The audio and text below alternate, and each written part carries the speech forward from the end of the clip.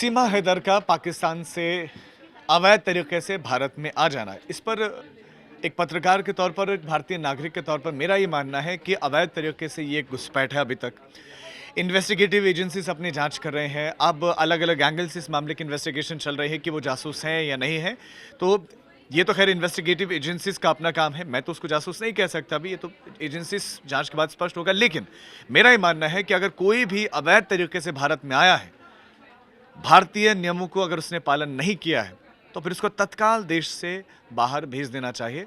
सीमा हैदर हो सकता है उसको बहुत प्यार हो, इसीलिए वो यहाँ पर आए हो, दूसरे तरीके से आए हो। लेकिन मेरा ये मानना है कि अगर आपको सचिन से प्रेम था और सचिन से आपको शादी करनी थी, आपको अपने पति को छोड़ना था, तो उसके और भी विकल्प थे, आपके पास और भी तरीके थे।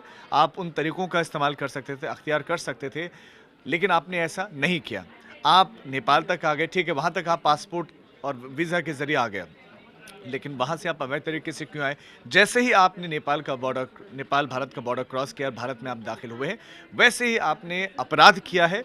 इसको अपराध की श्रेणी में ही रखना चाहिए, इसके अलावा कुछ और नहीं। आपका प्रेम होगा, लेकिन आपने गलत किया है। लिहाजा बिना देरी किए सीमा हैदर को पहले तो पाकिस्तान रिपोर्ट किया जाना चाहिए।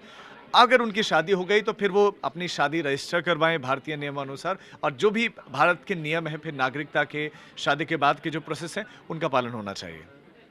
सीमा हैदर, ये नाम जो लगातार चर्चा में है, अब चर्चा में क्यों है ये भी आपको पता होगा। बाकायदा ये आई दुबई से नेपाल, नेपाल से इंडिया, और यहाँ आकर उन्होंने कहा प्यार में वो आई, यहाँ शादी कर ली उन्होंने सचिन से।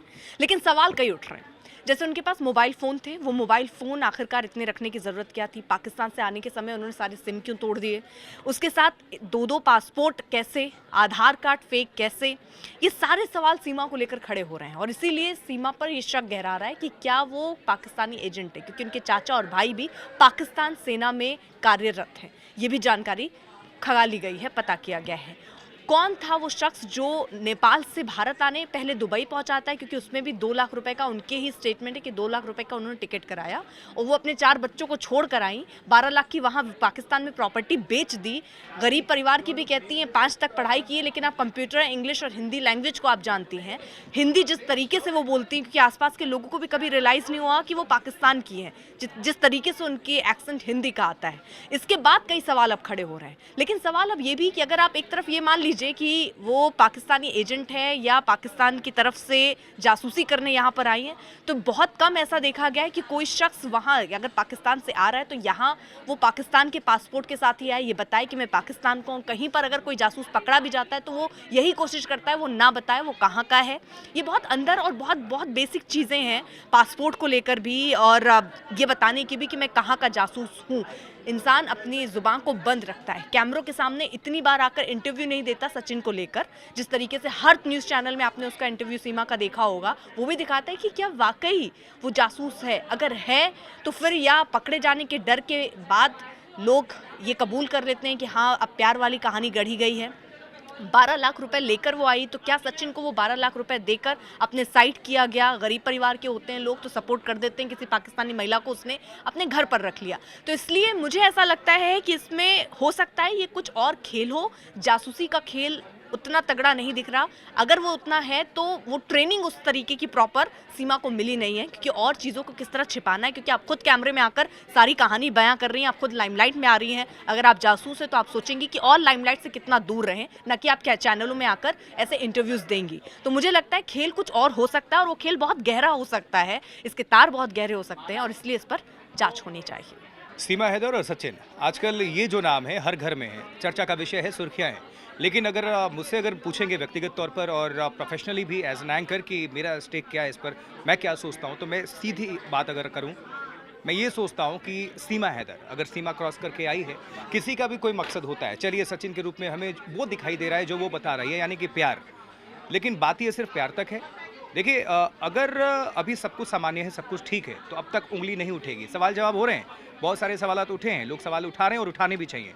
लेकिन अगर ज़रा कल्पना करिए कि कल को कुछ होता है, सच में इसका कोई कनेक्शन सामने आ जाता है आईएसआई का या कहीं से भी, तो किसकी जवाबदेही होगी? जिम्मेदार कौन होगा? जिम्मेदारी कौन लेगा? तो इसलिए ये जो जांच है बेहद ज़रूरी है मेरे मायने में, और जांच होनी चाहिए। यूपी एटीएस इसको कर रही है, लोकल लेवल की ये जांच नहीं। इनफैक्ट मुझे ठीक लग रहा है कि ये एटीएस इसकी जांच कर रही है, क्योंकि ये राष्ट्रीय सुरक्षा से जुड़ा हुआ मामला है।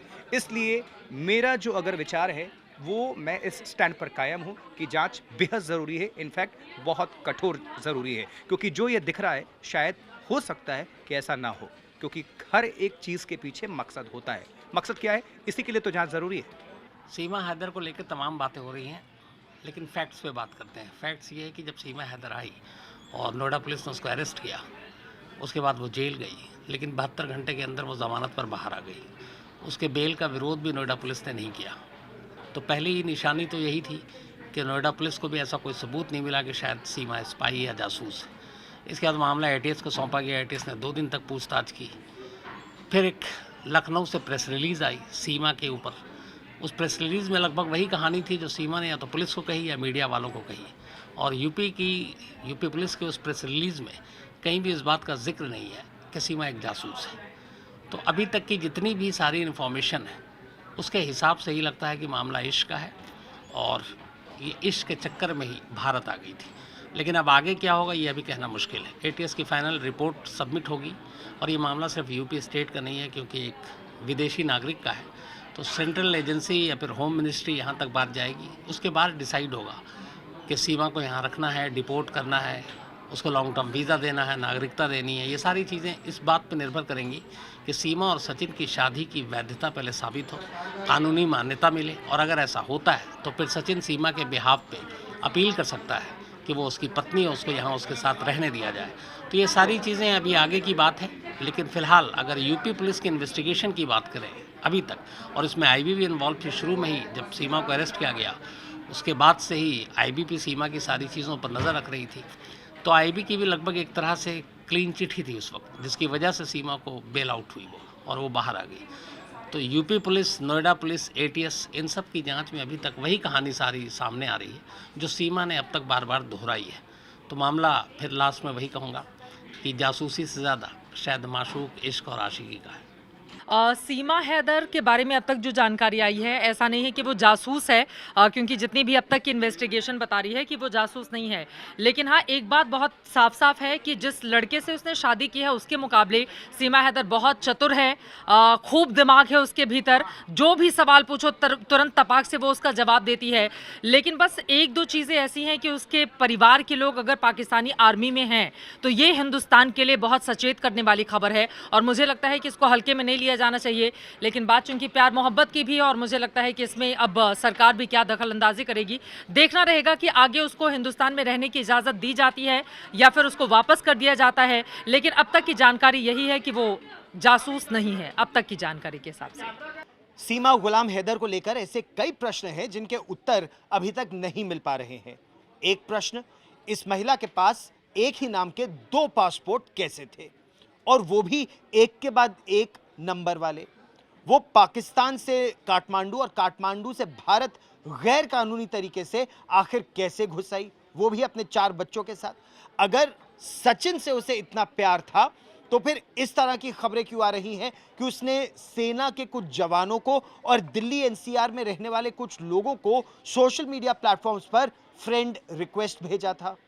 अगर उसने 12 लाख का मकान बेचा तो क्या यह संभव है कि उसके पति को इसकी कोई जानकारी नहीं थी और उसके मोहल्ले में भी किसी को जानकारी नहीं थी कि उसने मकान बेच दिया? वो ये कहकर आई कि मैं कुछ दिनों के लिए बाहर जा रही हूं और अपने बच्चों को लेकर भारत चली आई। वो एक बार पहले भी काठमांडू आ चुकी थी, तो अपने बच्चों को उसने कहाँ छोड़ा, और क्यों उसके पड़ोस में किसी को मालूम नहीं था कि वो दूसरी बार अपने घर से इस तरह निकल रही है? ऐसे कई अनसुलझे प्रश्न हैं यहाँ पर। उसके मोबाइल फोन में जो जानकारी है, भारत आने से पहले की 4 मोबाइल फोनों की जानकारी एकाएक हटा क्यों दी गई है? किसने हटाई? क्या फोरेंसिक जांच में ये सारी जानकारी निकल कर आएगी? ऐसे कुछ अनसुलझे प्रश्न हैं। अगर ये सच्चा प्यार है तो ये बहुत ही अलग सा प्यार है। सीमा और सचिन की कहानी मुझे तो मतलब, अगर लोग ये हमेशा कहते हैं कि प्यार अंधा होता है, तो इसने तो पूरी कहानी ने जैसे उसको सच साबित कर दिया है। लेकिन बहुत सारे लूप होल्स हैं जो सीमा हैदर समझा नहीं पा रही है कि आखिर क्यों दुबई, फिर वहाँ से काठमांडू, और हमारे रिपोर्टर गए तो मंदिर में जहाँ ये दावा कर रहे हैं शादी हुई है, वहाँ पर इनका रिकॉर्ड नहीं है, यानी शादी क्या नहीं हुई है, उसके बावजूद दोनों साथ रह रहे हैं। जिस होटल में रहने की बात है वहाँ पर भी रजिस्टर में नाम है नहीं है। तो फर्जीवाड़े और लूपहोल्स तो बहुत सारे हैं इस पूरी कहानी में, लेकिन मेरा प्रश्न है 68 दिनों पे, 68 डेज से इल्लीगली एक महिला पाकिस्तान की आकर हिंदुस्तान में रह रही है, मीडिया में इंटरव्यूज़ दे रही है, जगह जगह घूम रही है, तरह तरह के नैरेटिव्स बन रहे हैं, इमोशनल कार्ड चल रहा है, 4 बच्चे हैं उनका क्या होगा, वापस भेज दिया तो पाकिस्तान में मेरा क्या होगा, ये नैरेटिव्स बन रहे हैं। इसके लिए जगह नहीं होनी चाहिए थी, कानून को अपने तरीके से काम करना चाहिए। अगर मैं भी इलीगली किसी दूसरे देश में जाऊँ तो मेरे खिलाफ कार्रवाई होगी। एटीएस ने पूछताछ करने में या इसको अपने संज्ञान में लेने में बहुत देरी कर दी, और बहुत लोग ये मानते हैं, मुझे पता है शायद उनकी भावनाएं आहत होंगी ये बात सुनकर कि ये सिर्फ प्यार का मामला है और प्यार अंधा होता है और प्यार ये है प्यार वो है, लेकिन बहुत सारी ऐसी जानकारियां भी आई हैं। उसका भाई पाकिस्तान की आर्मी में काम करता है, ये आर्मी से जुड़े कुछ लोगों को फ्रेंड रिक्वेस्ट भी भेज रही थी, कुछ अन्य लोगों से संपर्क भी साध रही थी, कुछ ऐसे ही क्लेम्स पाकिस्तान से भी आए हैं, कुछ अन्य लड़कों की तरफ से।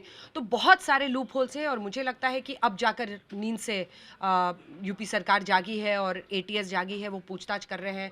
और डेप्यूटी चीफ मिनिस्टर से भी हमने बात की तो उन्होंने कहा कि हाँ, अब हम निगरानी में रख रहे हैं, वॉचफुल है कि हम क्या होगा। और जो प्रेस रिलीज़ भी यूपी पुलिस की तरफ से आई है उसमें यही कहा जा रहा है कि जो इलीगल तरीके से वो आई है उस पर वैधानिक कार्रवाई की जाएगी। तो उस कार्रवाई का इंतजार करना होगा, लेकिन मुझे लगता है कि ये जो वक्त इसमें ज़ाया किया गया है वो कहीं से भी सही नहीं ठहराया जा सकता है। आपको क्या लगता है वापस भेज देना चाहिए? डिपोर्ट करने का फैसला तो देखिए वैधानिक रूप से जो करना है यूपी पुलिस को वही करेगी, लेकिन फिर वही दो पहलू हैं इसके कि 4 बच्चे हैं, मेरा क्या होगा, ये इनका रोना है। तो दूसरी तरफ ये है कि क्या अगर सचिन वहाँ चला जाता और वो पकड़ा जाता तो पाकिस्तान उसको फ़ौरन डिपोर्ट नहीं कर देता। हमारा प्रोटोकॉल क्या कहता है, क्या ऐसे लोगों को डिपोर्ट करना ज़रूरी है? ये भी तय कीजिए कि अगर आप डिपोर्ट नहीं करेंगे तो क्या आप इन 5 को भारत की नागरिकता देने के लिए तैयार हैं? तय कर लीजिए।